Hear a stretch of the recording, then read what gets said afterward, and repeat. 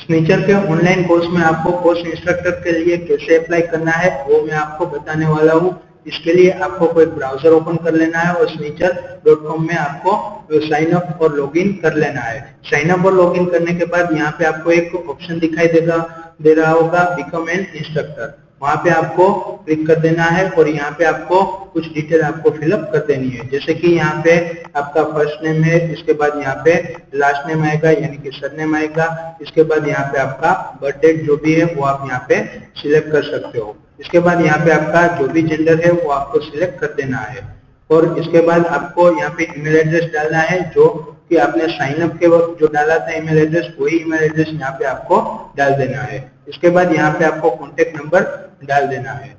इसके बाद यहाँ पे आपको कुछ डिटेल डालनी है, जैसे कि आपका क्वालिफिकेशन, कौन से स्टैंडर्ड के लिए आप अप्लाई करने वाले हो, कौन से सब्जेक्ट है और कौन सा बोर्ड में आप पढ़ा सकते हो, वो आपको यहाँ पे डिटेल में आपको लिखना है। इसके बाद यहाँ पे आपको आपका जो रिज्यूम है वो आपको यहाँ पे अपलोड करना है। इसके लिए आपको यहाँ पे चूज फाइल का ऑप्शन दिखाई दे रहा होगा, उसमें आपको क्लिक कर देना है। यहाँ पे आपने जहाँ पे भी आपने रिज्यूम रखा होगा वहां से आपको सिलेक्ट कर देना है। जैसे कि मैंने डेस्कटॉप पे रखा है, यहाँ पे आपका जो डॉक फाइल यानी कि वर्ड फाइल है वो सिलेक्ट करने के बाद यहाँ पे ओपन पे क्लिक कर देना है ताकि यहाँ पे रिज्यूम आपका अपलोड हो जाएगा। इसके बाद यहाँ पे आपका फोटोग्राफ अपलोड कर देना है, बट यहाँ पे ये ध्यान रखना है कि आपका जो इमेज है इसकी साइज 1 MB से कम होनी चाहिए तो ही यहाँ पे एक्सेप्ट करेगी, वहाँ अदरवाइज वो रिजेक्ट हो जाएगी। इसके लिए भी वही प्रोसेस है